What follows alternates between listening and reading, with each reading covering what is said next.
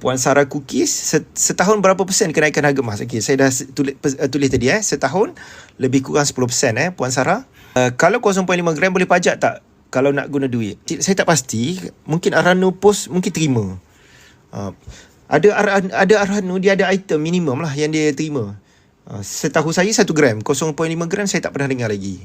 Cik Mar Sebenarnya item 0.5 gram ini adalah item koleksi. Tuan-puan boleh keluarkan daripada akaun Emas Gap ni, item paling kecil 0.5 gram ni. Ni item koleksi.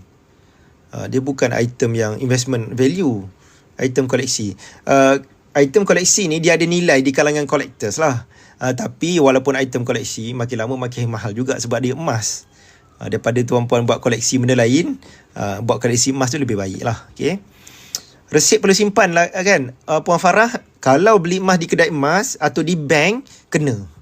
Sebab kalau hilang resit, ada yang tak beli balik, ada yang beli balik pada harga murah. Public gold tak perlu. Nak jual emas public gold tak perlu resit. Asalkan emas tu tulen. Cala kemek bengkok pun tak ada masalah. Kalau beli emas bank lah yang paling cerewet sekali. Tak ada resit langsung dah tak beli. Beli atas nama suami, isteri nak pergi jual pun bank tak beli. Cala sikit atas kad ni contohlah, ada cala sikit bank dah tak beli sebab bank bukan pengeluar emas. Okay, kalau sama juga dengan kedai emas pun sama, dia kena ada resit. Tak ada resit lain harga dia.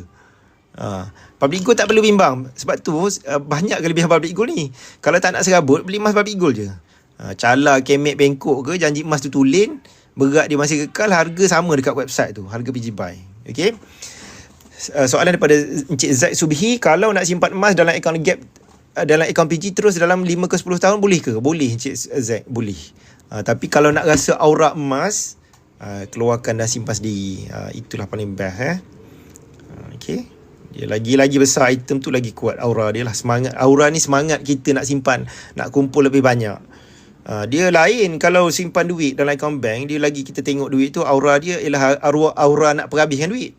Emas ni lain, aura dia ialah aura nak simpan, nak kumpul lebih banyak. Okay.